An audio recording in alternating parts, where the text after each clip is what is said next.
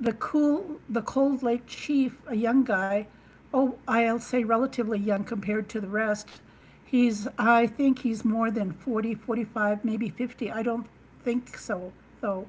Maybe he is the representative of the Child Care Committee. He's the chief of Cold Lake, and he himself was in foster care. The most dirty, rotten story you could imagine, that a child in the system to him, and now he's chief. Kelsey Jocko is his last name. Anyway, he told me his story. So I said to her, I got a phone call from a lady I hadn't even talked to since I came back from Las Vegas. I think that's about 2 months ago, or going on 3. Again, too, when I came back, I should have bought tickets to the Sioux Valley Powwow that was held, their 80th anniversary, because, I could have done that 3 months ago, spent $160, but nope, I spent it foolishly.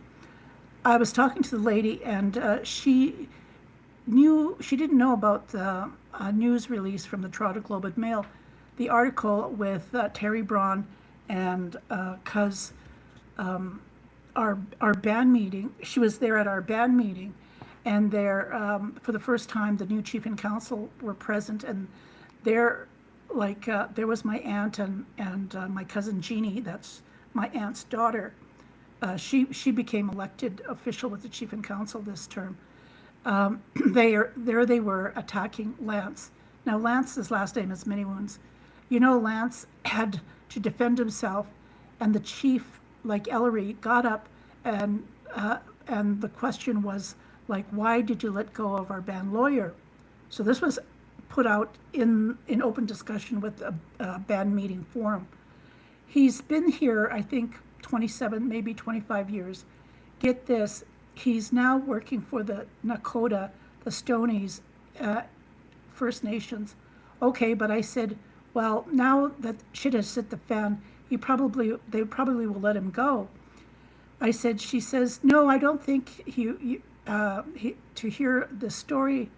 I said, well, we're talking, and she says, but I do remember at the band meeting, she says, how they were trying to justify the release of the lawyer. I know that the chief and council had their lawyer, this lady said, and I said, yes, they had to consult him. And she said, yes, we were talking, they were talking to my aunt and her daughter, right? And of course, there is my cousin, too, who worked with the band lawyer, too, as legal secretary. They were all upset that they had released Terry Braun. But again, too, people, you don't know people personally when you're working with them. It's just that whole timeline of it. And, even the emails that he sent to Sam Marishi, yeah, in even the 4 months, there was a period of 4 months that they hadn't even opened the contract, the procurement process policies. They didn't even follow them. And so here's this lawyer, sending letters off, letting Sam know, Marishki, know that this is this contract's going to be open. At the same time, they were signing it like it was a 4-month period, grace period. Before it was like that, all that they got was paperwork, and pretty sure that the controller, who had 27 documented papers of all the monies that had been moved by the old chief and council, I'm pretty sure that leads into that, because I think there was 41,000, or I don't know how much money, 100, but it wasn't 100,000. But money was given sort of to as an initiative to, I don't know how it was supposed to come into Tsuut'ina, but there was Enoch, Métis Nation 3, to have recovery centers that are being built on top of the 11 in Alberta. And I was talked to, as I talked to my friend, I said, this Daniel Smith, this Sam Mareshi, I said, and all of them separatists, I said, You've been in cahoots with everything to dismantle all the hard work and the decades and decades of Indigenous buildup. I said, like closing Nietzsche Institute, and even having their hands in the Native Women's Shelter in Calgary, like staffing it with separatist females, board members. And again, it's because Alberta government is playing politics with nonprofit minorities pitting nonprofit minorities against each other. So you have Africans coming into Calgary, but buying for the same nonprofit money as Native Women's Shelter, and the Native Women's Shelter is getting the money because they have separatists. They have supporters like Danielle Smith on the board, and that's like I was on the board for decades ago. I think over 30 years ago when I first started, before they even built the women's shelter on Macleod Trail, and all that policy and things like that. Like for me, I was a signing authority, and I just didn't want to sign things that I didn't know where the money was coming from. And plus that, there was also this mental health issue that I had with one of the board members. And so the lady I'm talking to, she mentioned the lady's name, and she said, yes, she's a basket case. So the reality is that whatever policies that were placed to firmly establish Indigenous women's shelter, like again, that's a plus in terms of the foundation of it. They changed it. They changed all that was in the Native women's shelter. So this is there was a huge protest, and that's when this lady, Josie Nipinak, that's all that had to do with them and the separatists or Danielle Smith dismantling Indigenous foundations that were built by grassroots people. It's just to know that this is the reality. This is repulsive. So here I'm talking with my childhood friend, Anne.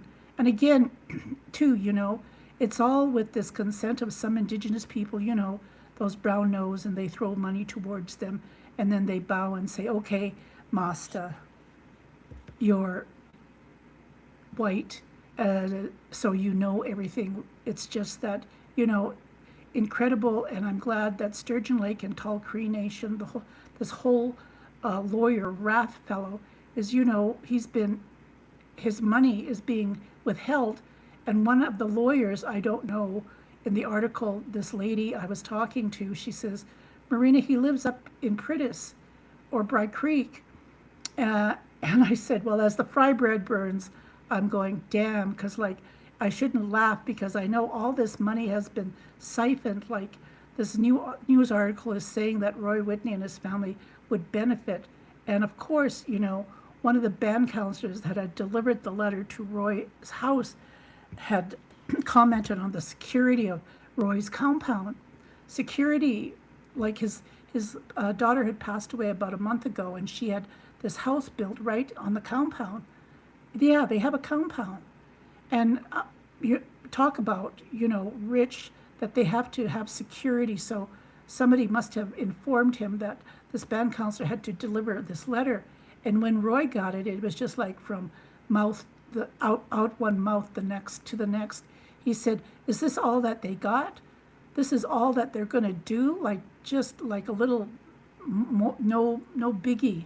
Like, this guy is so used to just like Trump. He's a sad sack because he's so used to lying. He's even believing his own lies. There's nothing anybody can do, even if he's prosecuted. He'll still say he's innocent. Lie, paper trail. Then Anne says paper trail doesn't lie. Conflict of interest, forgery, kickback, that doesn't lie. The paper trail will trail back to him, and that's where Carrie Tate, and these journalists, they have got really good lawyers in the Globe and Mail. Globe and Mail, and they got CBC's got some of the best lawyers. They wouldn't print that shit if they didn't have evidence. Yes, and the point that the gun is already pointed to him. He can be as cocky and as disrespectful as he wants, but in the end of the day, that's all going to come out of the wash. Well, that's what I was listening to on YouTube on the investigation reporting on the trial of Nathan Chasing-Horse in Las Vegas, is what I said to Anne. And the two were discussing lawyers and just how the first case, how they really nitpicked everything. So it's like, but the whole drama, like you said, you know, the paper trail and those videos that got him, and you know, like the proof is in the pudding. And even then, when the judge is sentencing him, he's saying that he's not guilty, and she says, but there's evidence, there's the video, and he's still in denial. Like he's still going to, that's what I mean. The proof is in the pudding. Like Roy Whitney will go to trial, and the paperwork there will hit, and he'll still deny it. Like what is that saying? That you, from a form of psychosis, it's like, remember we talked about this before with Donald Trump and Danielle Smith. They think they're invincible. I said, well, it's beyond narcissism. There's a new form of psychosis that, you know, this medical research has been done. The separatist movement is behind all this crap where they talk about bigotry, or blanketry. You know, Indian women act like this. Indian chiefs are corrupt. You know, billions of dollars is going to First Nations. Meanwhile, they're fucking freeloaders. You know, what am I saying? Yeah, well, it's what we're not even shooting back. We're not even lightning, like, you know, you're lighting dynamite and throwing it back because it's ridiculous. And that's Anne saying that. Well, that's why when immigrants don't know all about this, and they're saying that, no, people like Danielle Smith, you know, you've grown up my whole life around pretendian white people who stab you in the back. It's no biggie, because if you're an immigrant and you know you don't see it, you know you're just looking at the Native women's shelter, and you're looking at when Native women, when the majority of the board is from the women's shelter is white. You know who are separatists, that in my opinion, that's not only are they separatists, listen to this, they are all Americanized, right-wing, fascist, Pentecostal bastards. I said I could go on with the list.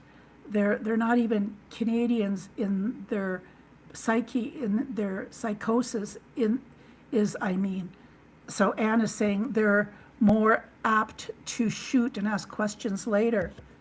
That's why I use the analogy. I said, even you growing up in a community with neighbors your whole life, I said, it's like anything in a war, civil war, and the places where state police knock on the door. It's like, so your neighbor is home, and your neighbor, like, and so they ask yes, and you say, well, they're going to shoot them in the firing squad, and they'll go ahead. You know, like, there's no love lost when, like, again, this psychosis that's happening, because, you know, it's like every man for themselves. And for me, like I said, this is the whole issue of Nathan Chasing-Horse being sponsored by Chief and Counsel for 20 years has been percolating, has been, you know, he has everybody going, well, they need a recovery center. And I said, what the hell, you're painting our girls as being fucking suicidal, that we need a recovery center 24/7, and we're going to, what the hell? We're already have Nietzsche programs, healthy living programs run within our community, and you took it away. Damn, but they're being funded. They're being glad handled. You're even, yes, you might have stopped drinking, but you're still fucking drunk. They behave like dry drunks, you know. That's why I ask, you know, if she's asking me if my cousin drinks, because she behaves like a drunk. Well, that's why then again, we talk about my own family. I said, you know, there's nobody drinking, there's no drug abuse, but yet look at what happened in terms of sexual crime. I said, even though it's just there in the equation, they're still suffering from this intergenerational trauma. And the how we think is like a dry drunk kind of mentality, because it's so suppressed. Like, just like, well, we don't give a damn, we suppress things.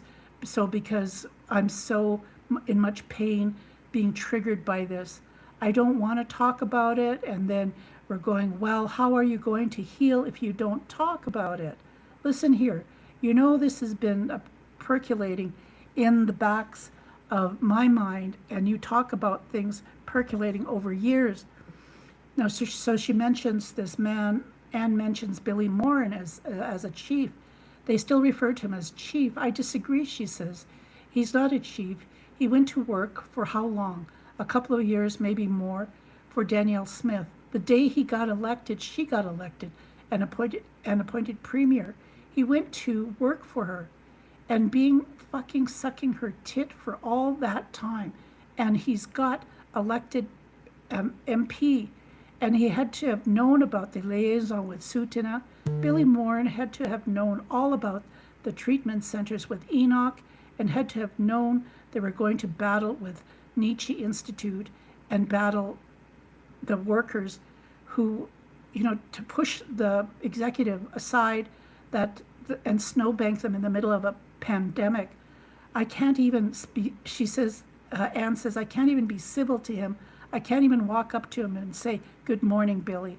I can't. I just can't walk up and just talk I just walk right past him like I don't even know the asshole. I can't. And even when Roy, like I said, well, even when Roy sent my aunt, I said, yeah, he's like a stag and she's like a doe. The stag sends the does out into the field because they want to see if the coast is clear. She stands up in Edmonton and says, I have a letter from Chief Roy Whitney. Why? Because he's denying that he has any connection with Danielle Smith. Like, what the hell? And she's standing there reading. She's getting the notoriety because she stands for the Chief Roy Whitney. What the hell's the matter with him?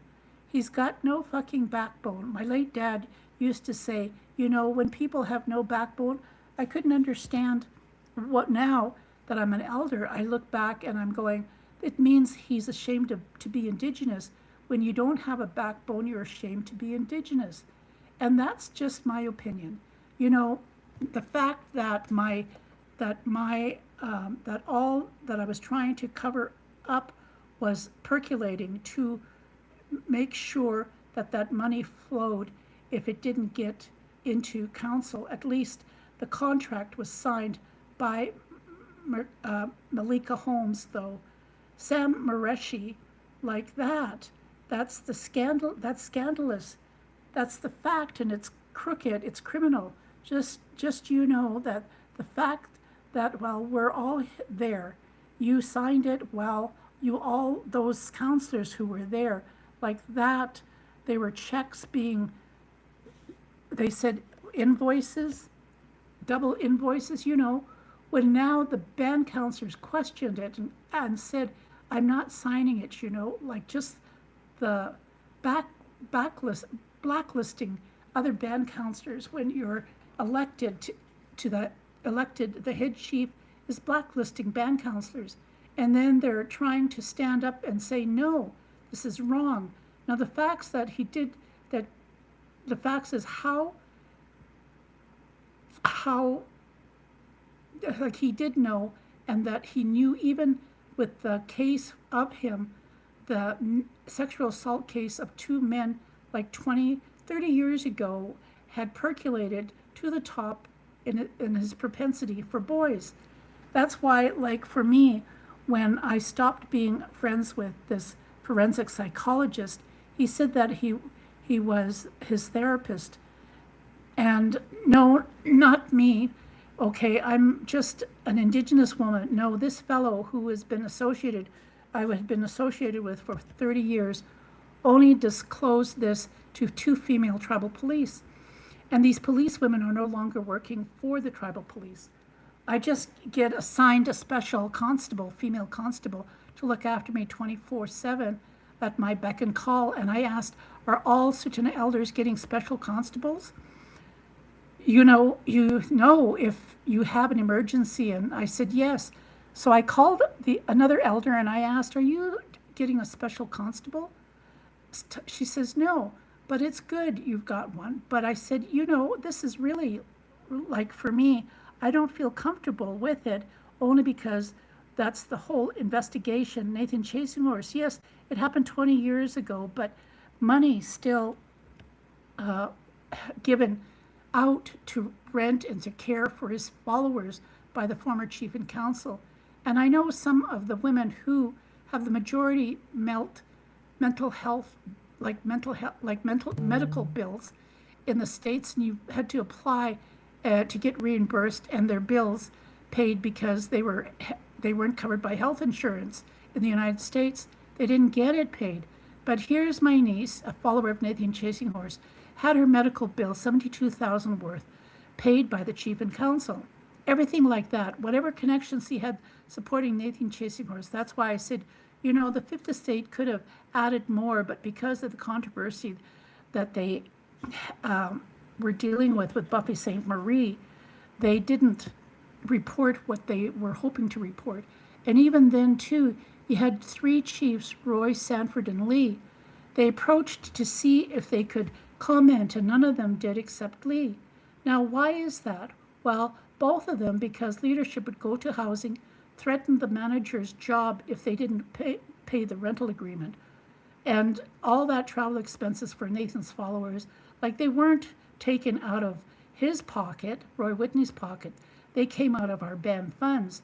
So for me, when I asked, could I get reimbursed for going to Las Vegas because they sponsored 11 people to go down a month ago, well, now 3 months ago, it's been refused. Yet I know 11 people weren't going to get any kind of, didn't have to pay back any of that money. So again, when people say, well, why are you harping on Nathan Chasing Horse? No, it's the fallout, it's the money trail, the manipulation of sucking money from the nation, throwing it to Nathan Chasing Horse, who had the power, but had the power in leadership. Yeah, think of all that's going to come out, Anne says. If Lance and them are doing their diligence, well, I had spoke to Zach, and he and the one who had got contact with the Globe and Mail a couple of years ago. And so even too, like it said, the percolating, but actually it's a lawsuit served is monumental. And one of the descendants of Tsuut'ina Nation, like, they're not on the ban list, and some people are bitter and critical. And well, like, the chief and council tell us, like they say, why didn't the chief and council tell us? Okay, well, your grandmother's on the nation member, but you aren't. So pretty sure that the chief and council, from what I've heard, are talking with Lance, but it's all going to come together. It's just like that. It has to come incrementally because it's so huge. And this credit Lance and Zachary and all the people, you've been victims. You've been victims on the receiving end and the short end of the sticks, all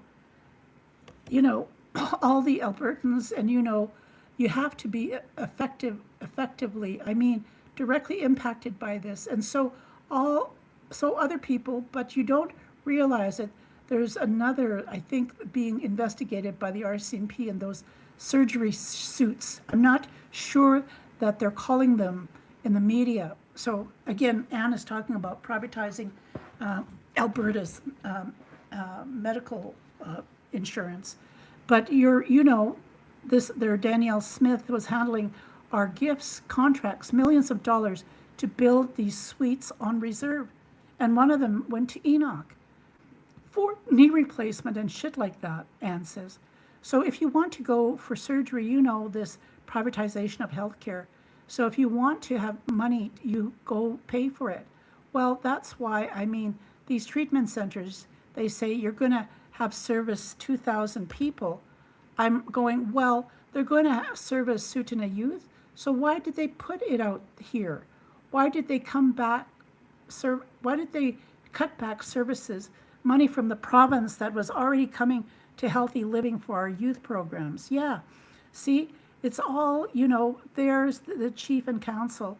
We're helping our youth. Yeah, you signed that damn paper and the guy got only 10% of the job done, but he got 50% of payment on the contract money before the old chief and council got out and the new council came in.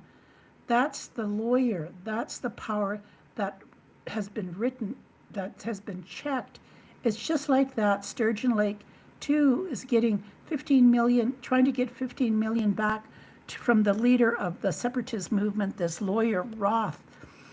And like what? These Puritans, these Puritans, I'll call them back, is a pretty word, just like the whole new world you're coming into and you want to escape persecution in England or Europe, and you're coming into a new world. Well, come on, people.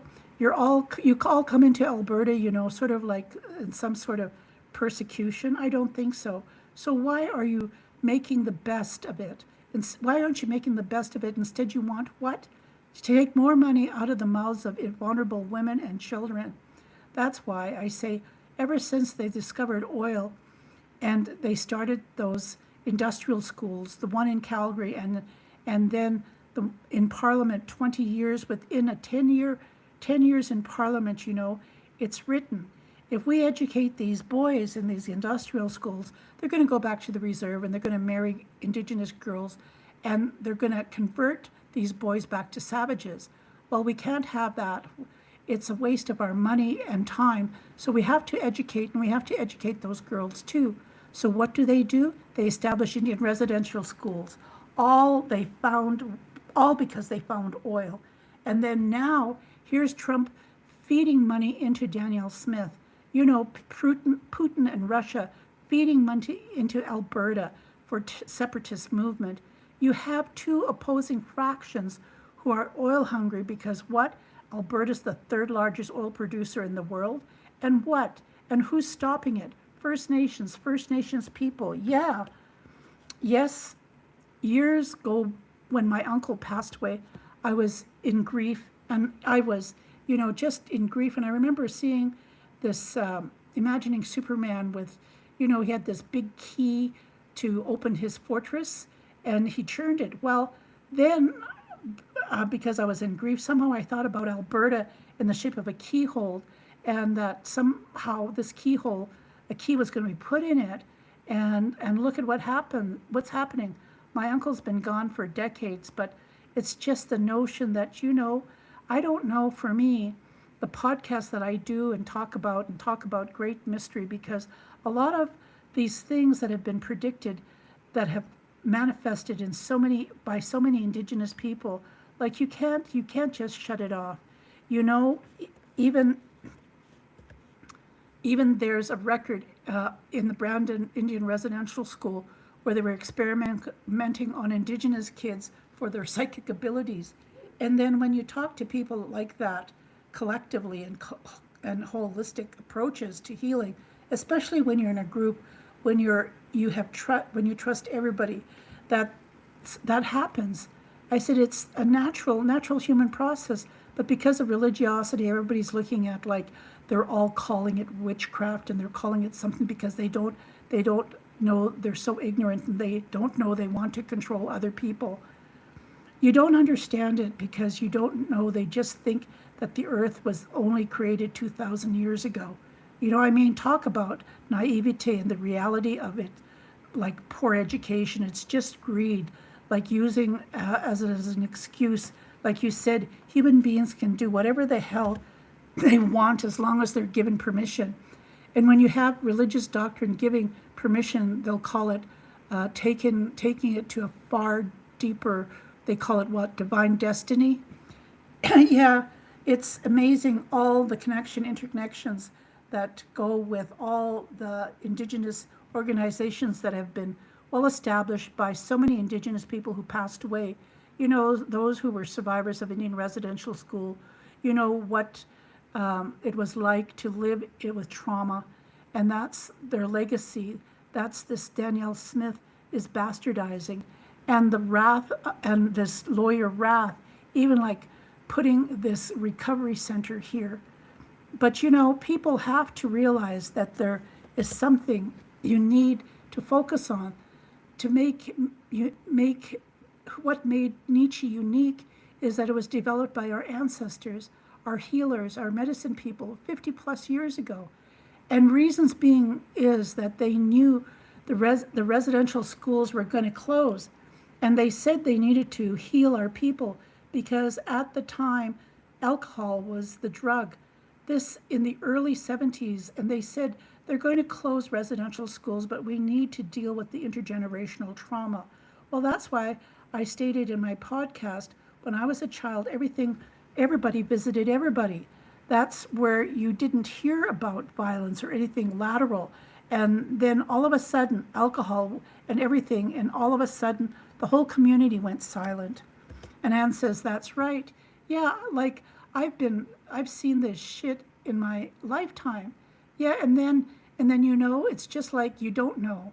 I mean, you know, there's no magic to change anything. You know, people like to grow up seeing people pretend to be white. And you know, if you have white ancestry or white blood. And I know on saying my great grandmother had blue eyes, but she was a Dakota matriarch, spoke the language, taught her children the language, ran away from the cavalry. You know, if you caught her, she would have been executed too, just like they did to all those other relatives. I said there was no distinction. I said here and now because of being ashamed. You know, call like my grandfather said. You didn't start. They didn't start putting fences around Sutana until 1952. They didn't start putting up the boundary fences like until 74 years ago.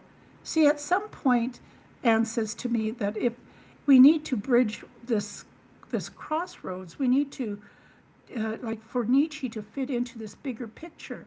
I have to do my vision, she says, Nietzsche victimizing victimhood, and how these assholes, these fascist pancake lovers, have taken our culture and cherry picked what they want, and then they got this broken elder, this token chief like Billy Moore, you know, and Roy Whitney. Yes, Roy Whitney. See, that's the whole thing too. It's like Nietzsche training. I had all the training, even my mom and my dad, like the term traditional ways of thinking. Because people say, well, how did you know Nathan Chasing Horse was all about because of that? Absolutely.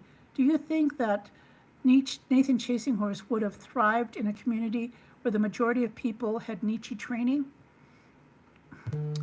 It'll be blown out.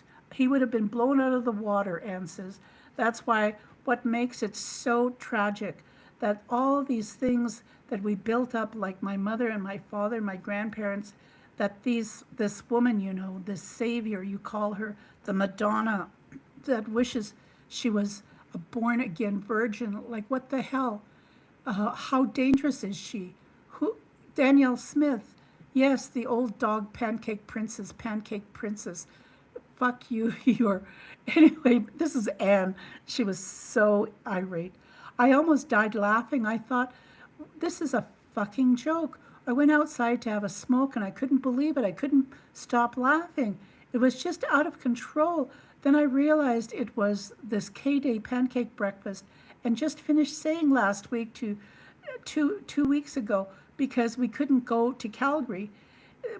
So you know, we were broke as a joke, and we just finished moving my household, my daughter's household, my granddaughter's household, and we're flat broke. We couldn't even do a free pancake breakfast visit, and here, like to visit any of our friends.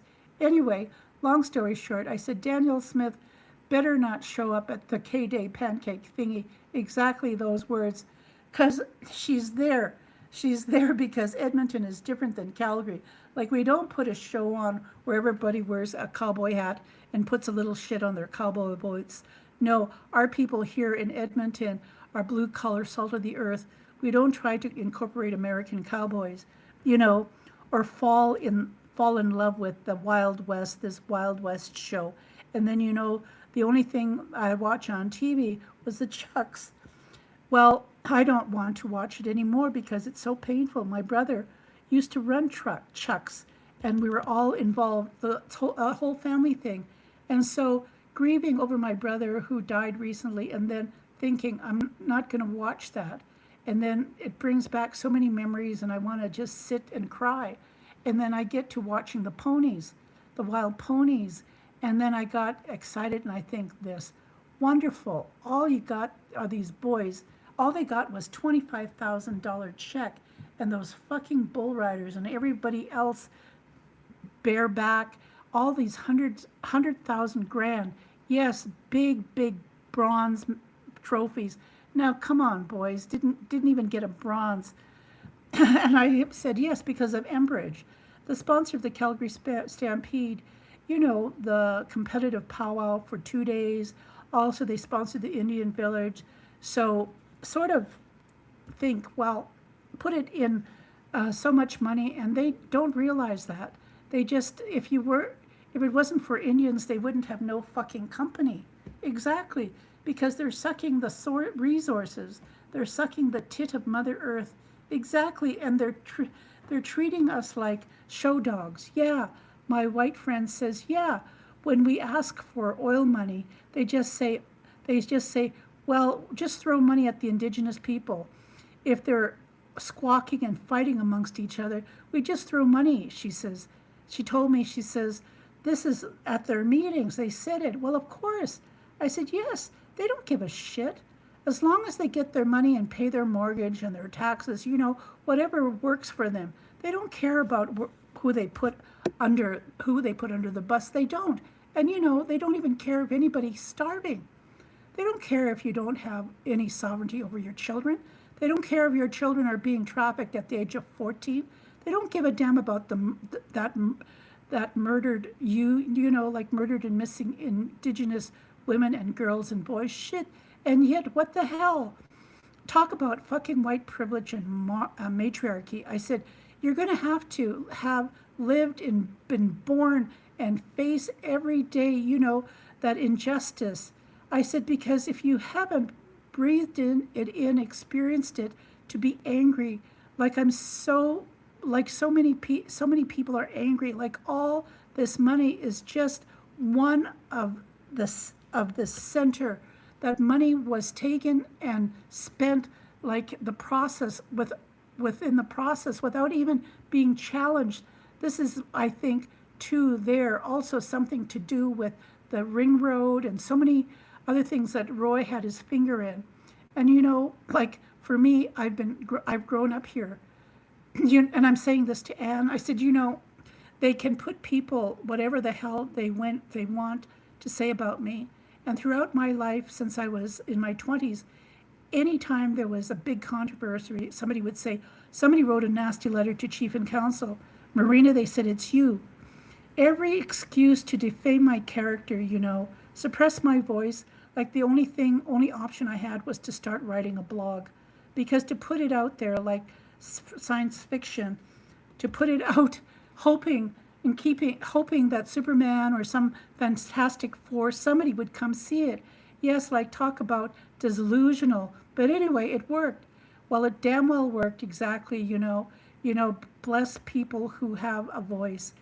And you know, just like you know, I just to make me upset, you know, I know when I talk about people, this lawsuit, you know, they're upset. Well, but you know, like all what points is that consultation, you know, as everything starts unraveling, I know the Chief and Counsel are going to have to approach the elders. And again, you know, I've said to other elders, I would say prosecute them, you know, charge them. Yes, they're going to come back and live on Tsuut'ina, but restorative and transformative justice needs to be done. And they have to be held accountable for what the community understands, that our sovereignty rights to protect the most vulnerable. That's why whatever the hell they do, paying rent for these 14, 15-year-olds, you know, if they knew, if they were rich or you knew or had moved away from that cult, and if they came back and sued the Chief and Counsel for not protecting them, that's the mantle that they take on when they swear that they're going to, be an elected official, in the traditional sense. But this isn't traditional because they fail to protect our women and children. Well, that's the breach of oath. And Anne says it's treasonous because in every oath I've seen, unless yours is different, she says, which I doubt, there's a protocol. Whether or not they recognize it or they put it in place, it doesn't matter. You have a sacred responsibility, and that's to look after the beautiful girls and boys. Like my mother said, I used to think she was she's so gross. She can't trust your stick in their dink in everywhere. It doesn't belong. I don't worry about that one over there. You can't trust that one because you can't trust them when they're with a package of donuts. My mom used to tell me, and gross mother, like I'm 10 and 12 years old and I'm being schooled on human sexuality and deviance. The priority I was always ready for that stuff from my great grandma in Cree. And I used to think, why is that, I questioned, why is it so always drunk? And the couple over there, I'd see them walking down the road, this 50 before other people, in the 50s, before other people were even allowed to drink. And then they'd pass out and, fighting in public, and people would be scared they'd going to turn up at the funeral or at a wedding. And it'd be just the one and only two, always disruptive. And then later on, I realized generations of men, of how they were sexually molested in the boarding schools as little boys. Yeah, I started to work, and it was already in my teens when I realized that my grandpa John taught me that those guys, colonizers, and the way with women, the men. Well, even too, when our men and women go into prison, I have a friend whose son came out of jail and started drinking, and I said, you don't know what they lived through in that prison. That's right. So Anne and I are having this discussion, and anyway, there's no way to protect yourself. Yes, I said. That's why when I talk about restorative and transformative justice, I'm talking about the whole concept of human sexuality. It's, you can't, people don't want to talk about it. I'm going, no, you have to, because the underbelly of all the analysis of all the work that we're doing is bringing forth all those injustices. Yes, financial, yes, it looks like embezzlement. And doctoring documents and making lawyers rich, and then you find out your chief is in the front pages, and his violation towards men. Yes, grown-ass men. That's then, that's why when I went to Las Vegas, I was talking to the followers of Nathan Chasing Horse, and I'm saying this to Anne. They said that he didn't know they were drinking the Kool-Aid, and they started talking about his, even his sexual preferences for two-spirited teenagers. And then you thought about our chief and his propensity for boys. And I thought, how deviant. Like, what was going on between whatever and was happening, like ritual and ceremonial, and that he became so dedicated to supporting Nathan Chasing Horse and his followers, because that's the forensic psychologist who had been his therapist. He had said the two tribal female police, he said he has the propensity for boys. Now, what the hell? And then he said that he even said, you don't like the chief. He didn't like the chief because Nathan Chasing Horse had thrived in Sutuna because of Roy Whitney. What the hell was happening in those therapy sessions? That's those things he knew. He's bringing them to these two female constables. Now our chief of police and his partner, who are also a policewoman, have a house up in Prentice, and again, right next to Roy Whitney, close by. So what makes it wonderful? You got a special constable female to call on. And again, where did these two female constables that the forensic psychologist disclosed to. They're gone. Because this is the person, this is the forensic psychologist. I heard them. They were in my living room right here, and he says they started, he's, they, he started, he started talking about certain people and all the terms like human trafficking and things that you, so and so, and you know, this person, it's easy to talk with them in front of me. But yes, for me, it was all a show, because if he had any questions, he could have dealt with it rather than trying to get notoriety for knowing the nitty gritty of Chief Roy Whitney. Because he never met Nathan Chasing Horse at all. So he only led me to believe this. You know, that's what it was like wanting to be, he wanted to become famous for, which really sickened me. It still sickens me. Well, because this is the psychologist have disclosure of confidentiality. What is it like Anna's saying, you know, like to give information to the cops so he could be seen again. You know, this Fifth Estate was going to interview me. So I wanted to make sure, he wanted to make it public that because the police were also being interviewed by the Fifth Estate. Like, I'm pretty sure if the Fifth Estate hadn't decided to do a story, he would have been quiet, wouldn't have even said anything in front of me. Yeah, you see, I was in therapy too when my therapist found out that the Fifth Estate was going to interview me. She set up 4 counseling sessions in 1 month. 4.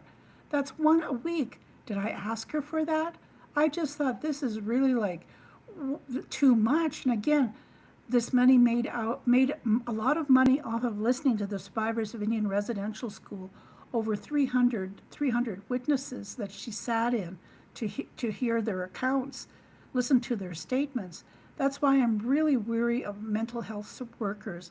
That's why for me, like Nietzsche Institute and just Indigenous people, helping Indigenous people is so vital to healing. And they're taking that away. They took it away, you know, because what? This woman pretending to be an ally, this woman, you know, kissing the very ground of Indigenous men whose women in their community won't even touch them. Yeah, you know, Indigenous women, we have taste. No, it's disgusting. They're disgusting because, yeah, very disgusting. The next powwow is going to be smoky, and I'm going to be not able to go. It's so much I'm not going, staying in wherever, like nothing you should hear about Toronto, Ontario. My friend hasn't even warmed up. It's only July. So here's Anne in Ontario. There are 200 forest fires burning right now. Like the whole town of Hamilton, Ontario is just covered in soot. It's horrible. They say they have 3 data centers in northern Ontario. They want to have data centers in northern Alberta. I'm going to look at what the tar sands have done to our northern trees. The whole northern section is brittle because of the tar sands. And now they want a data center to drain our groundwater even further.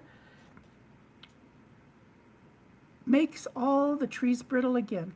Like, wake up. And then they have the audacity for these American senators. They're going to build a pipeline now to take the contract at the expense of women and children, the most vulnerable. And they think, well, we'll get these contracts. Show me the money. Shit, I'm 74 years old, and even since I was 15, it's like, show me the money.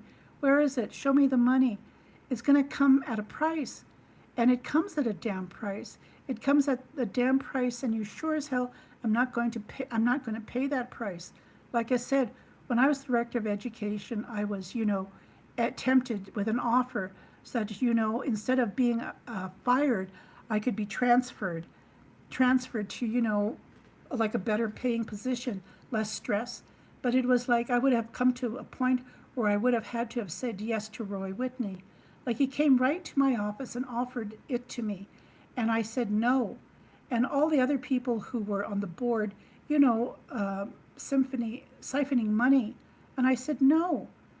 like until board members who are Indigenous have actually, you know, lived in another country or have known to pay their mortgage, their rent, or whatever, you know, by working, then you can say, you know how hard it is to work as a board member. And even like that, I sat on nonprofit board as a chairperson, and the work I did and the rest of the board didn't. You just know, unless you have somebody who's actually working, then the board is not going to survive. And that's just the reality of boards. But that's the reality of our First Nations.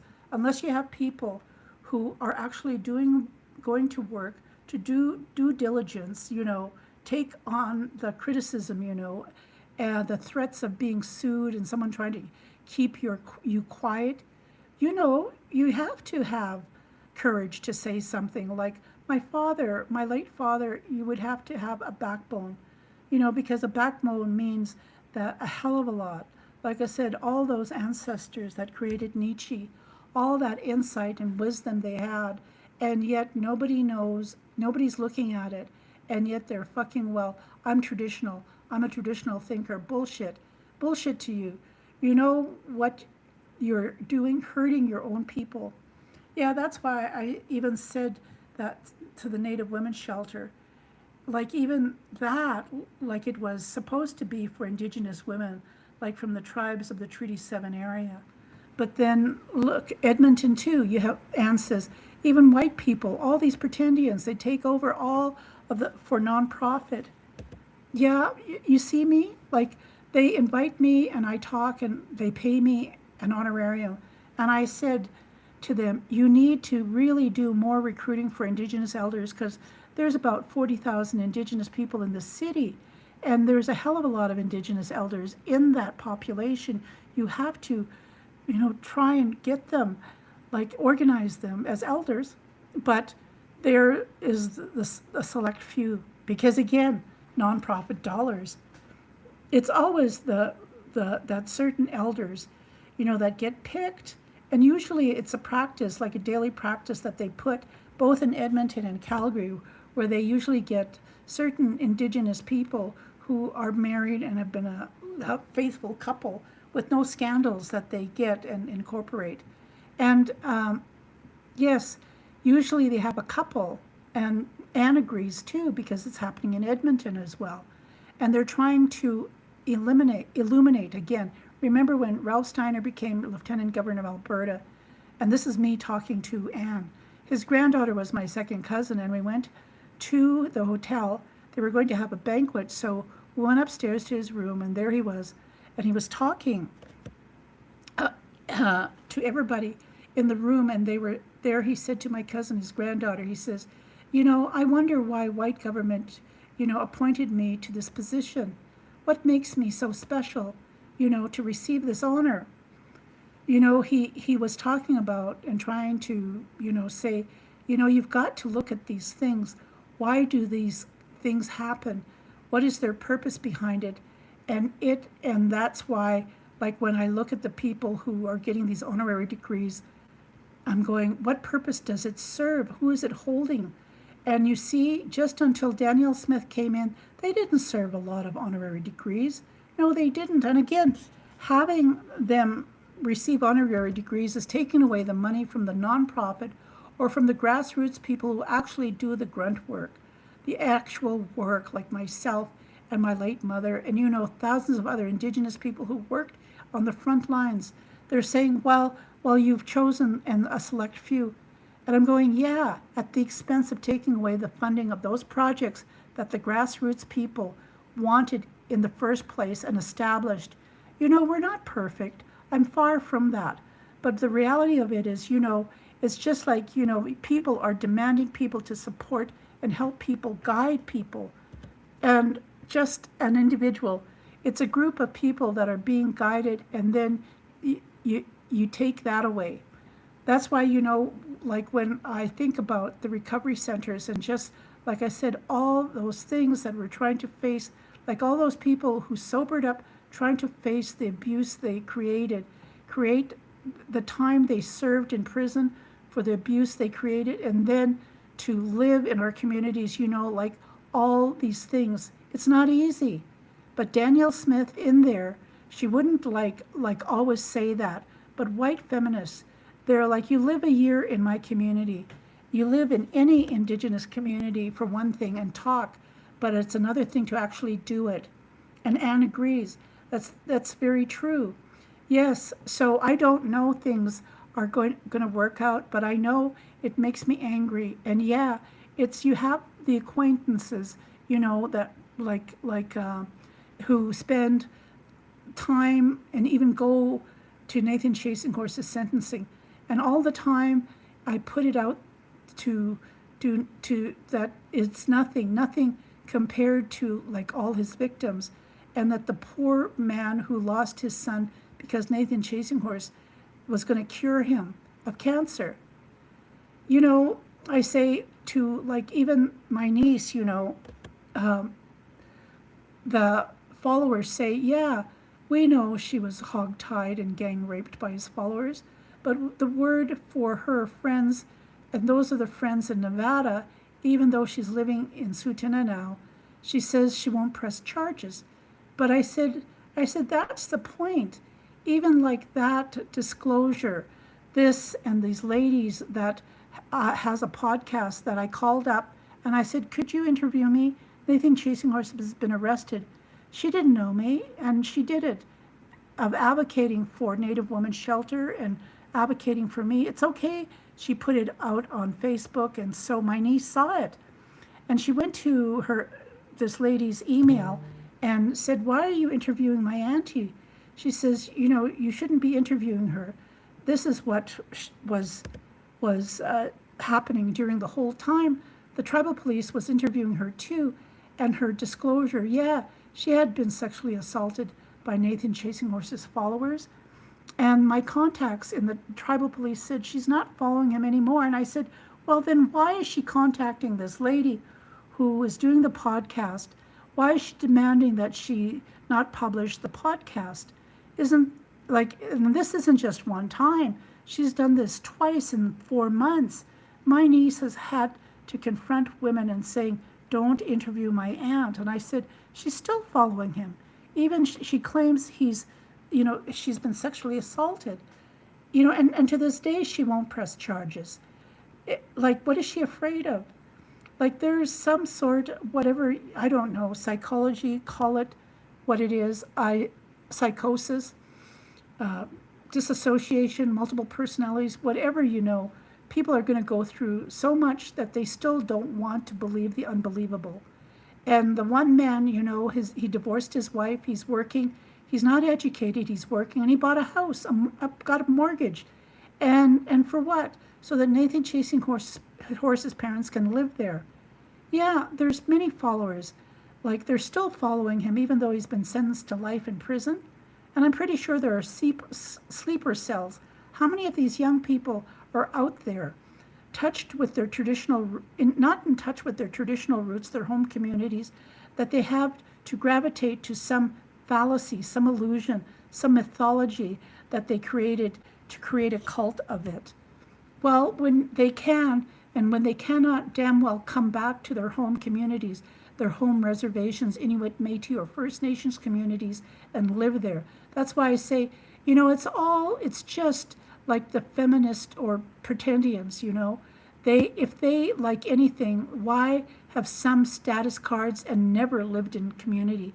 And yet, if they did, I'm pretty sure, like always, they don't, why don't people look and see why, why didn't he have a bunch of followers from his reservation where he came from? Come on, people, smarten up. Look at where he was born and raised. Why did he run away? Why did he run away and make his own way, whatever money he could? So, much of the people want to think it's not significant, but it is significant because it's a reflection of how desperate we are to hold onto our culture and our identity. But it's how and when and how we use it appropriately.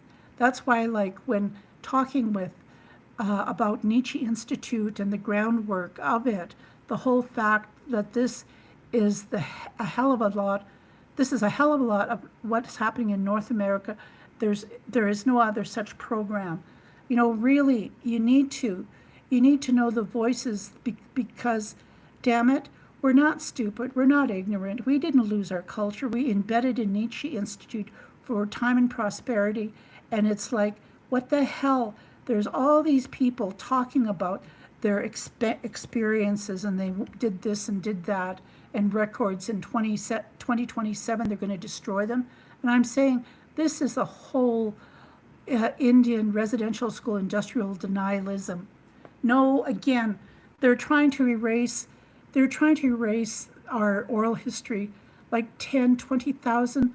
You try to erase that? How stupid about, you know, the court's decision and the directive from the Supreme Court that went to court.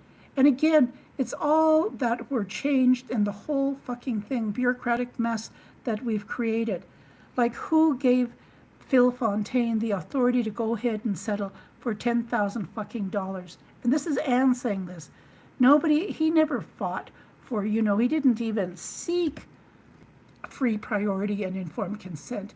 He fucking breached it. He sold us out. That's why all the shit is happening to him now. And this is Anne. Okay, then he's not being found guilty, but it still hangs over his ugly head. Him and his wife, who could afford to buy land in a great big house west of Calgary towards Springbank. Well, they all sit comfortably with the millions of dollars that him and Catherine Mahoney. No difference than this lawyer Rath, and you know the money that he took from Sturgeon Lake or Tall Cree Nation. And you think they should be investigated too? And now they went into cahoots. You know, my Anne starts swearing about this Catherine Mahoney. I can't stand her sleeping with the enemy. Well, she was my mom's lawyer, I said to her. She really knew how to put her clenches in the claws of the survivors of Indian Residential School in Calgary before she even hooked up with Phil Fontaine. She was probably in the back again, percolating in the top of as the fry bread burns. Yeah, that's right. Shit, morality. Did you hear about the senator, the one who died, 51 years old? What the hell is it? He's 71. He died last week. Yeah, I said all the sexual encounters that he paid for to men. The sexuality of what? Sorry, you know, like he said, some of them these legals have to be paid off, like have been given money. What you settle out of court? Yes, he said, but he's dead now, so all that doesn't apply. And you have all these people coming out, and I'm just going, geez. That's why I say, you know, all the politicians who settled out of court, even our own neighbor here, he's moved to Arizona because he settled out of court with the victim. Yes, and as the fry bread burns, it really burns. Yes, and we're also implicated too with money again being siphoned into his company. Understand this, you know, you got a fucking trucking company, and if you're in cahoots with the head chief, he gives you contract shit, damn it anyway, and that's, you know, like I had to explain to Anne that this neighbor of mine was also in council with my Aunt Regina. There was no one, yes, and of course, brother and sister, niece, nephew, auntie, adoption type thing, but it's amazing when people die and that all this shit, you know, it can be revealed because, you know, there's no law about it now. And then my late white friend, her friend, we were at the Stampede breakfast last week, and they were talking about this Republican conference they have in the United States. And of course, I'm so naive, like I didn't even know you could freely access porn until the pandemic, because I was talking to my white friend about sexual transmitted diseases in old folks' home during the pandemic. And so I also found out oh my goodness, you mean it's legal? Like it's legal to actually surf the internet and find porn? I didn't know that, you see. And again, I'm being educated by my white female friend. So I'm at the Stampede breakfast, and she said, yeah, when these Republican conferences, this app Grindr shuts down. And I said to Anne, do you know what Grindr is? The software Grindr. Do you know what it is? And Anne says, yes, she knew what it was. She says, 19 hours ago, and then she changes the subject. She says, 19 hours ago, I'll read this to you. I know you're busy, but your Aunt Regina Crowchild said, and this is to Lance Manywounds.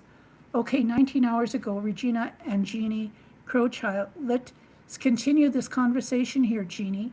You seem to know so much about litigation. Please free to position accordingly. Defamation and slander are real offenses, so please enlighten me on the offense that I am apparently guilty of. What Indian country needs is transparency and accountability, and I will share everything you accuse me of. You must be better if you want to be better. You must be better if you want better.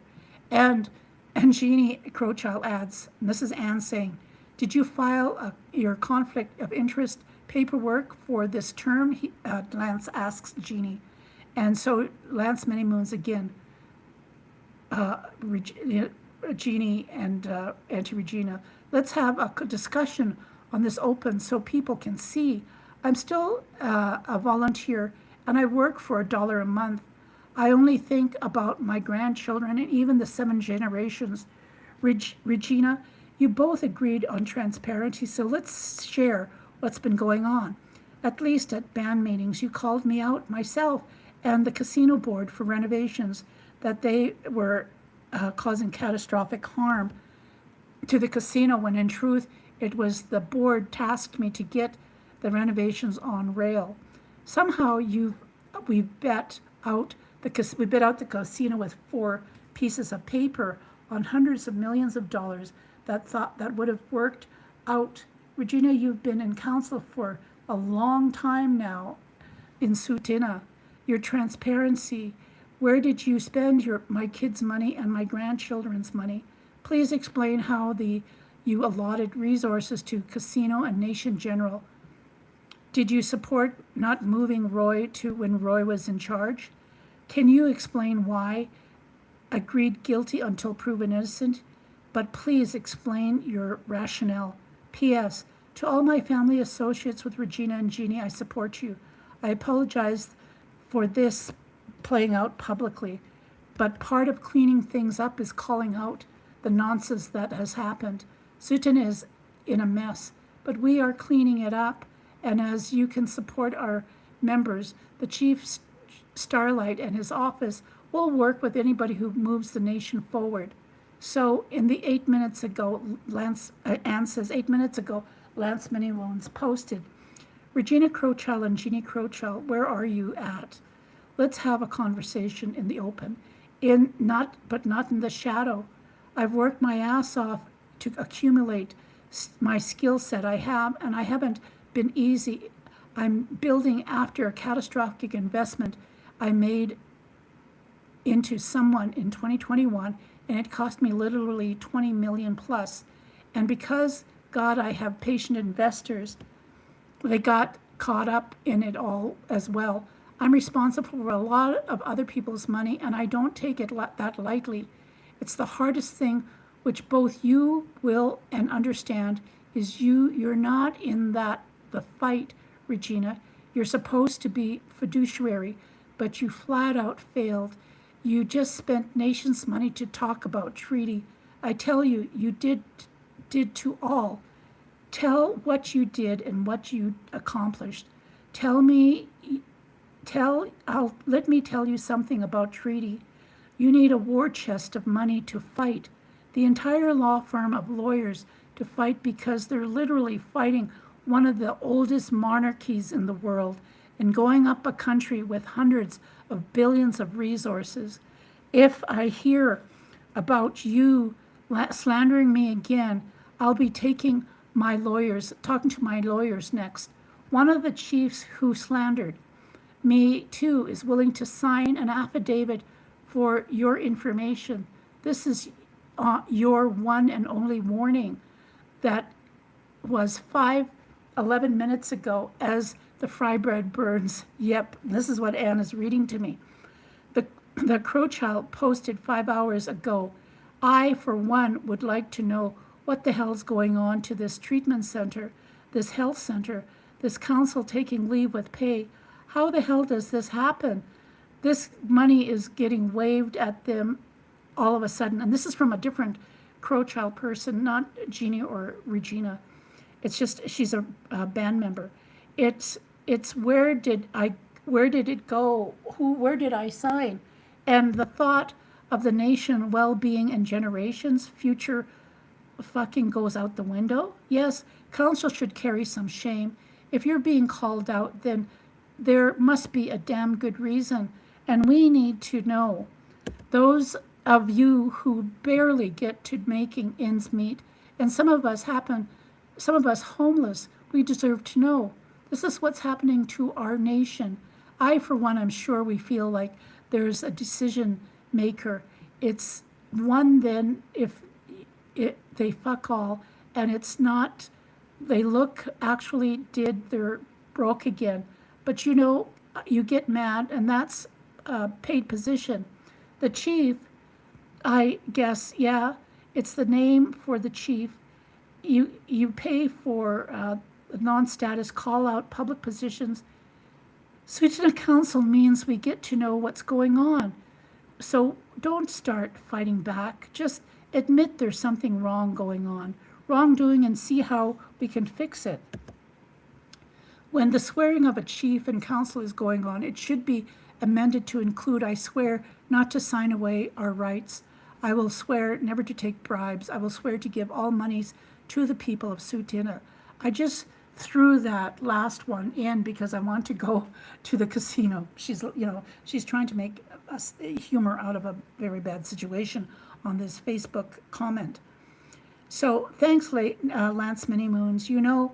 There's a hell of a lot of warriors and good warriors out there, and Lance is now making sure accountability.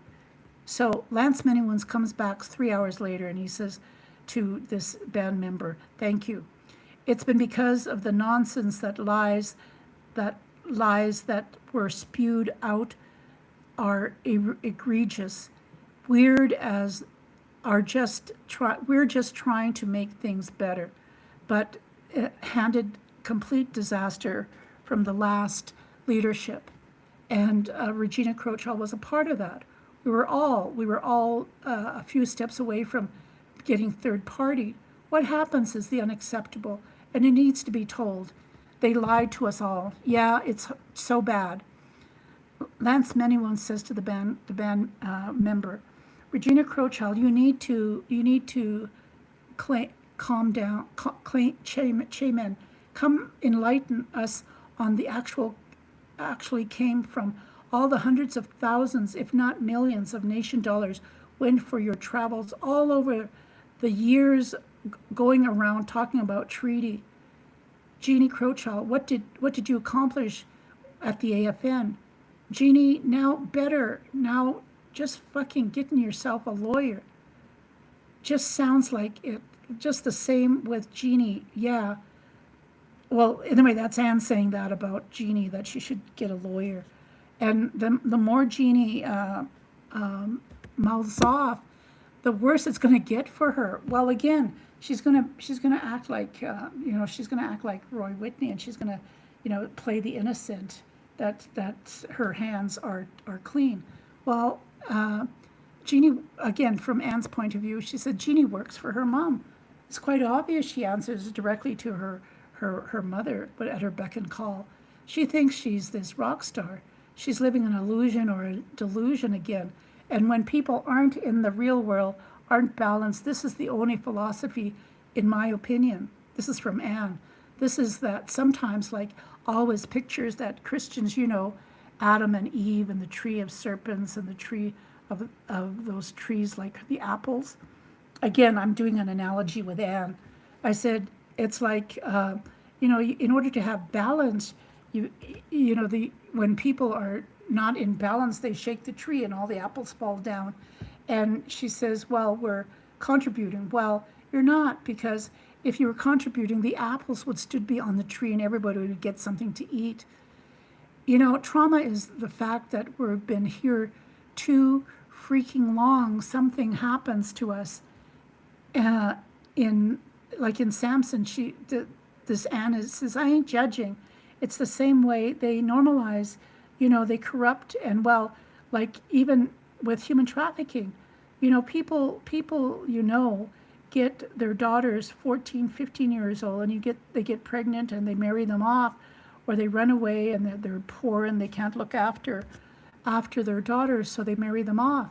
Even you get transferred, or you're from another community's, you become another community's responsibility, not ours.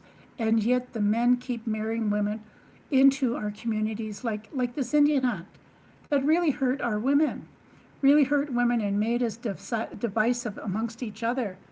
I just, like my friend, she says to me, my life, I'd like to, I'm saying this to my friend about my friend, that she would like to see young women stop victimizing other young women. And this isn't just Indigenous women. This is a generalization of all women because of patriarchy. I know, the reality of it. And I said, well, for me, an elder, I know that women have grown up with seeing young women. I see the transition, but I think it needs to be more education done. It's too bad, because Nietzsche Institute would have been instrumental in doing some sort of curriculum on these young adolescent girls. And Anne says, well, it was done, the work in child welfare development curriculum on kids going into population training schools, but they were shut down by Danielle Smith and this, what's his name, Sam Mareshi. You see, that's what's reinventing the damn wheel again, because they give money to the University of Calgary. And I'm saying this to her. I said, because they're giving wanting Indigenous people to, source them instead of referring to Nietzsche, which has already been well established, but instead they use it as an instrument, and the curriculum has already been developed, but because they closed down Nietzsche, then the Alberta government is giving monies to the university to develop curriculum, and again reinventing the wheel, because they're making honorary degrees to people who don't have that spiritual teaching of Nietzsche Institute.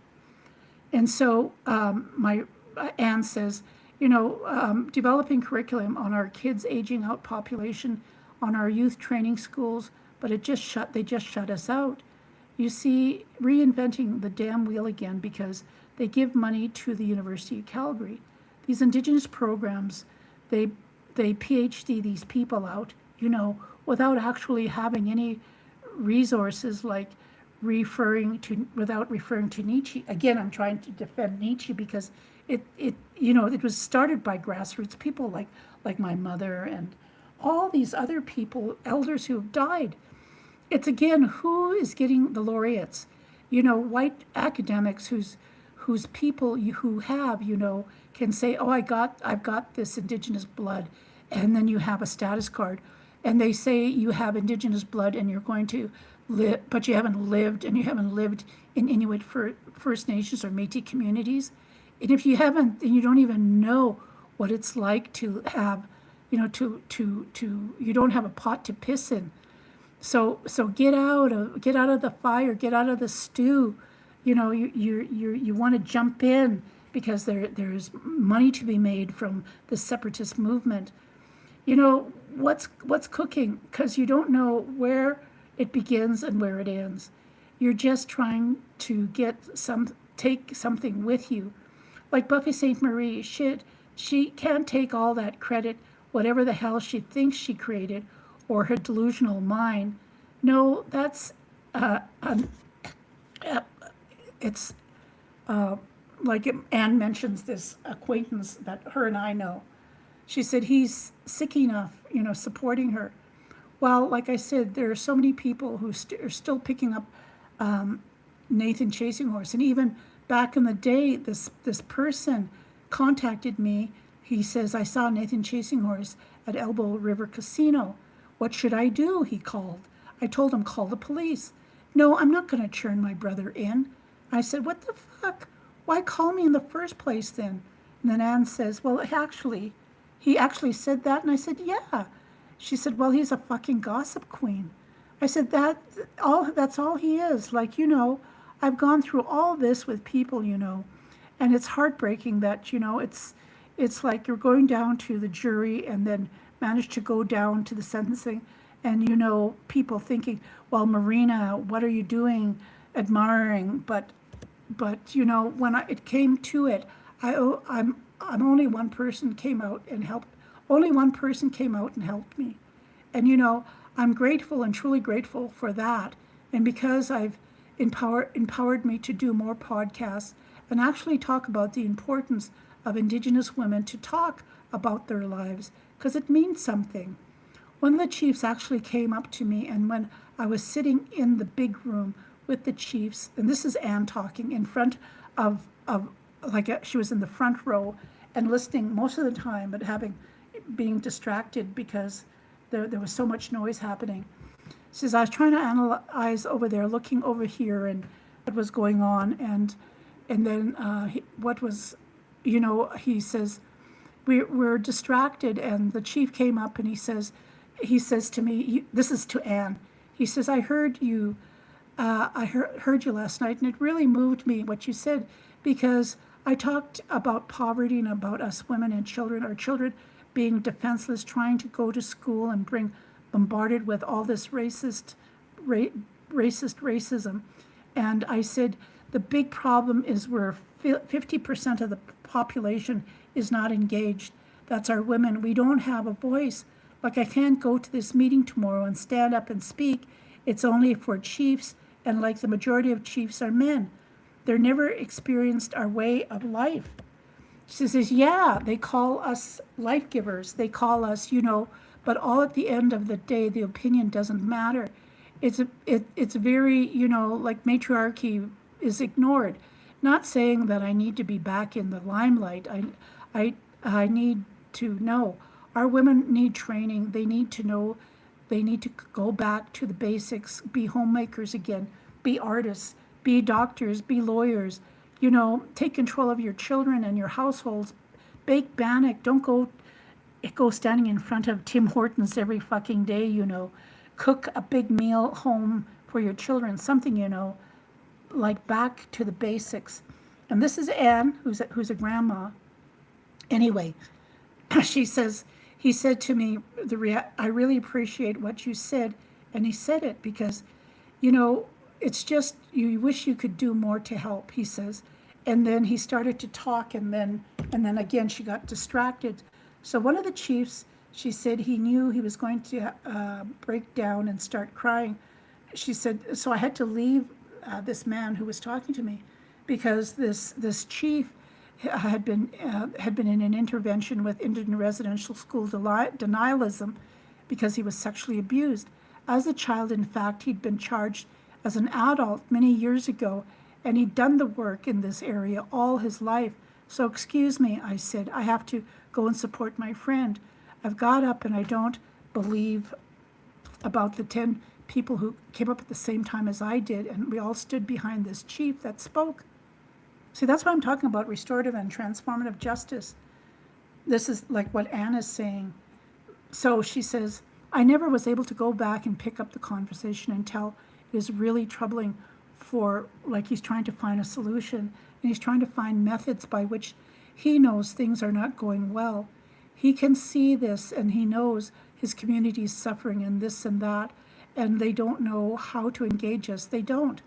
And as a result, they just keep going to meetings, keep on going to meetings. And, it makes me realize that we need to get organized.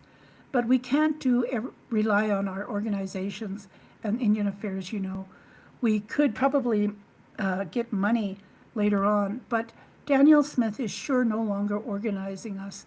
Well, that is this weekend in Sioux Valley, Dakota, Wachipi, the powwow, 80 years.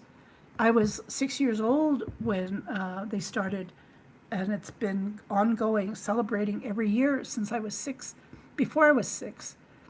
I mean, before, like I was, 6 years had already been happened by the time I was born.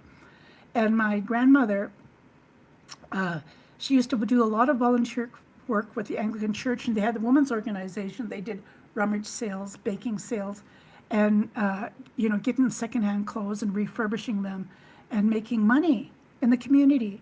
Like she's a Dakota Sioux, and the same with my mother, and they worked together to make that auxiliary money, and they rented a tent that was like somewhere between 10 and 6 feet. It was long, rectangular, and she had people put up the tent by the community hall. It was our first Indian Days. That's how it started, with my grandmother's bake sale and all these women. It's bake sales and selling money to create the women's auxiliary. They came together, and I was 12. I think it was in 1964, and they did this. But again, people wanting to know and claim that they were the first to start the Wichipi or the powwow in Sutina. Like I said, well, that's what I told our chief when I spoke, that, at the band office in this country, women are running the show. And this is Anne talking to her chief. We're the backbone of our community, and you know what goes on? We live it. We're the lawyers, we're the accountants, we're the band managers, we're human resource directors, we're social workers, we're educators, we're teachers. We're the ones that run the show, but we don't have a table. Yes, I think it really shook them up. We'll see. I'm 64, 62. She says this alcohol, like I said, 1962, 64, alcohol came in, and just all of a sudden the community went silent. The women used to come together making money, and I don't know if it was jealousy or men being jealous of other women's wives, or they were there trying to hide that they were beating up their wives. I don't know why everybody went silent, but they all stopped talking and communicating. And Anne says, I agree.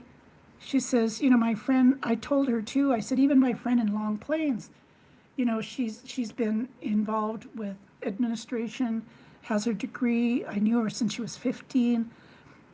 She's worked in administration her entire life. But, now she's, like even my cousin who's 65, director of health, educated. All these people, because patriarchy and colonial ways of thinking, we women aren't thinking. Women can't think. And yet we look after our adult children, like my friends look after their adult grandchildren, and even like it's women.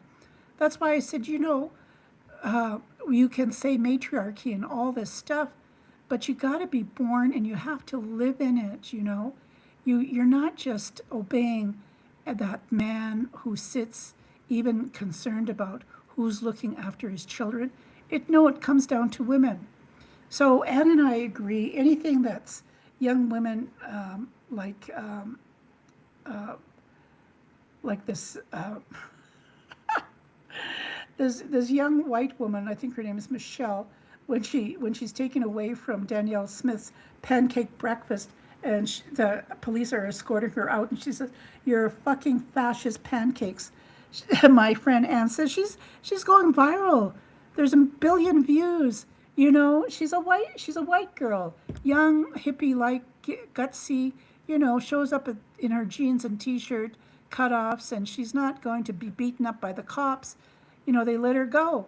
And I said, yes, they let her go. But if it were an Indigenous girl, a young woman, I said they would have arrested her. I said, it's like we're being targeted. You see, that's the thing. Like even for me, when I came back from Las Vegas, I wanted anonymity. I didn't want anybody to know what I was doing and what I was doing. Nothing. Because I didn't want that extra stress. Even talking to you and people about how I feel and all that was personal. And again, everything we do in life is hard. We do it in life. It's hard, teaches us something. Anything hard teaches us something. But I've got to take care of my mental health and our spiritual health. And that's why what Nietzsche was all about, my Anne says, We were taking care of our spirit. The spirit takes care of you if your spirit is healthy. That's why I know, and I talk to very blunt when it comes to women, that we know we spent 3 hours, like we spent 3 hours last night with one woman, and all of her children are on crack. And this is Anne talking about the epidemic of crystal meth. And she said, taking care of all her grandkids and face shit, like her kids face shit all the hours of the, do all this stuff. 20, 30-year-olds, these are grown-ass children, adults with no education. They don't go to school. They just get stoned all the damn day. And I said, well, even my friend in Portage, her son stays in her home in Portage, and he climbs on top of the roof at least once a month to have the police, bring him down. I said, stuff like that, I said, my sister's boys, too, I intervened with Anne, and I said, I don't interfere because when they're high, I can't reach them, can't talk to them. And even with women's attitudes towards me, I can't even change them.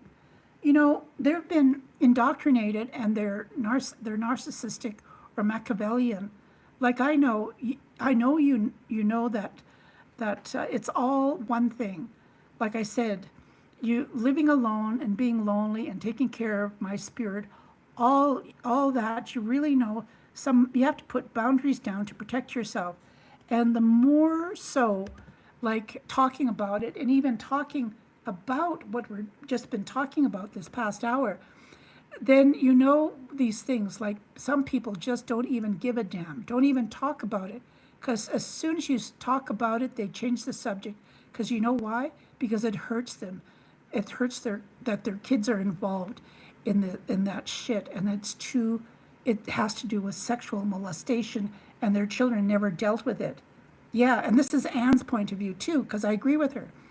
And you think that all these kids that are out there, and the hundreds of thousands of them that are now in childcare, yes, and nobody there defends them exactly. And I know I took my niece 7 years ago, therapy for 7 years, just nurturing her, like to take her, she's got to do the work. But if you're not on the battle, you're on battle fatigue, because there's just too many. Well, and Anne says, I'm talking about the women that are suffering now, right? But that's the good word. Thank you, saying battle fatigue. You too, I could hear it when you were in Vegas and we had no money.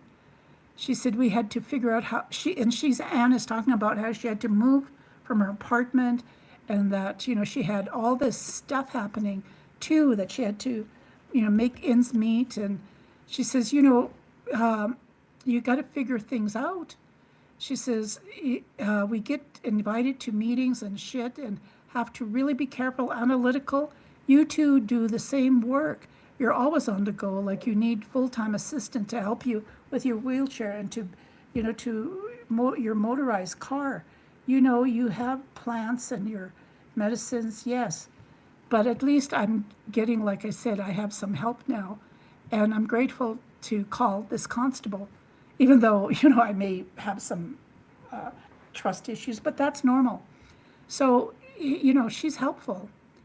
So anyway, I just wanted to put this podcast out there this morning because it's Monday morning, and I know shit has hit the fan. Oh my goodness. Oh no, sorry. I thought I hadn't been recording, but I have been.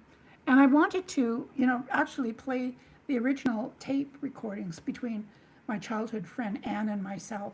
And I sort of bastardized the whole thing, but I wanted to get the context out there that all these things that have been happening have been percolating over the past couple of decades, and that as people heal and evolve and develop from their identity, our identities as human beings change every 10 years.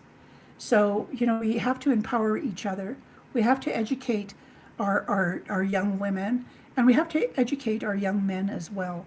And we have to understand, yes, the Indigenous matriarchy of Indigenous, First Nations, Métis, and Inuit communities, the women are the backbone. And because of what was done in Indian residential school, we who advocate, we who are healing and understand, because we're educated, the healing process, the understanding to trust another human being from whatever culture, whatever historical perspective a human being comes to us, that we have to be enlightened enough to engage in a conversation where it concerns, the protection of the most vulnerable, women and children. So again, I don't know much about Muslims or Iran or Europeans and conflict, but I do know the human spirit. And I do know that in the 70s that the women in Iran, had freedoms. But fascist government came in under the guise of religion. And so when this young woman in Edmonton is taken away from Danielle Smith and calls her your fascist pancakes, it's because of that fascism. There's this lawyer, the leader of the Separatist Party, Mr. Roth, again in cahoots with Danielle Smith. Sam Mareshi in cahoots with Danielle Smith, instrumental in closing Nietzsche down and understanding all this network of nonprofit that comes in and feeds money to boards that have been infiltrated by supremacists, like separatists, I should say. Because why? Calgary's the most Americanized city in Canada. And for Indigenous people in the Treaty 7 area to have fought for decades, like looking at the industrial school that the government still will not recognize as an industrial school, trying to, genocide us because they found oil in southern Alberta. Alberta having the largest population of residential schools that were created by some gifted politician in Ottawa who thought that Indigenous women like myself, if we got a hold of these educated Indigenous boys out of junior high, that we were going to impregnate ourselves and convert them back to savages. Again, what is matriarchy?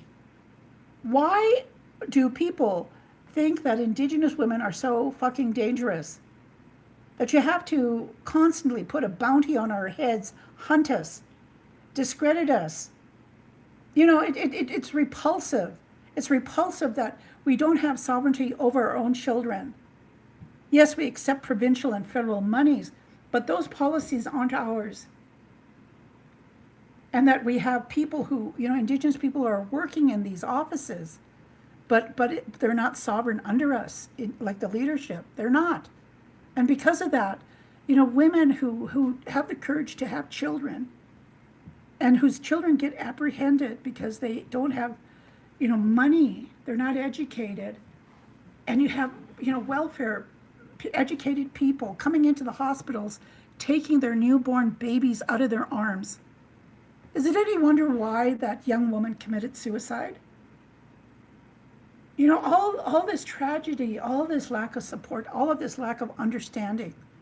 As Indigenous women, and I swear, I know I'm grateful that I've never been in a relationship. I have never had children or grandchildren. Why am I grateful? Because I have so many elder friends who every day are battling, they're fatigued. Every day they're battling to protect and support their offsprings. Every day, working in offices where there's lateral violence. Every day fighting to protect the most vulnerable. And these are our Indigenous women. So when I talk about matriarchy, and I talk to non-Indigenous women, I say you can talk about it and study it, but if you actually have grown up in it, who've lived it, who've had to battle lateral violence every day, once you start talking, people don't like it. They want to shut you down. They want to intimidate you. They want to make you feel like you're ugly and you're useless and that something's fucking the matter with you. Because, oh my goodness, yes, something is the matter with me. I listen. I try to be there for all those Indigenous women who come to me, and I help them. as much as I can. You know, again, I never studied social work or therapies to become a therapist. Anything that I've ever done is because of learned knowledge and because of my mother, my father, my grandparents, my community. And as hard as it is to have my boundaries, I do. I am just so grateful that all this stuff is percolating and that the chiefs of Alberta are standing up against Danielle Smith. And that I sure hope the women, the non-Indigenous women who are living in Alberta, like, like I'm glad that young woman didn't get arrested and thrown in jail or beaten up. But women have to understand this. You have to fight. You have to call a fascist pancake flipping premier that she's flipping fascist pancakes. You have to, because it's your right. She's slowly chipping away at your female rights. How do I know? I've been fighting it my entire life. Indigenous women have been fighting it our entire lives. And as the bannock burns and things percolate and shit hits the fan, because we were so used to having the stags, these stags, like I use the analogy of chief and council that are men, they're stags. And the women who work in administration or who are politicians themselves, they become the does. And you have the head stag telling the doe to go out into the field to see if the coast is clear. And what do? We do that to protect our children. We're on that front line. Why do you think there's so many murdered and missing Indigenous women and girls and two-spirited boys? And it's outrageous. It's egregious. It's criminal. But I'm really grateful that I have so many insightful friends that are Indigenous and who are educated women. And I'm grateful that they understand the reasoning why I've been harping on Nathan Chasinghorse, his regime and his cult, because it's just the ripple in the whole fabric of what's happening, the lateral violence, like the mental health issues that we as Indigenous women and children face every day of our lives. So, I'm just grateful that people are actually listening to my podcast. I think I got over 150 hits yesterday, and rightfully so. I want people to know this is what it's like to live in First Nations, Inuit, and Métis communities. Have a good day. I'm grateful, and like I said, I apologize for not actually publishing the original interview, because it was such a dynamic interview. I can listen to it over and over again. And if I ever get permission from her to show it and reveal it, I will do it. But my hat's off to this woman. My hat's off for all the insight she has in just the politics of Alberta, the chiefs and council of Alberta. I'm just so profoundly grateful. And with that, again, it's Monday. Have a great day. And hey, Darcy and Marie, hats off to you. I hope you've listened through this. And again, people can comment. They can find me on social media.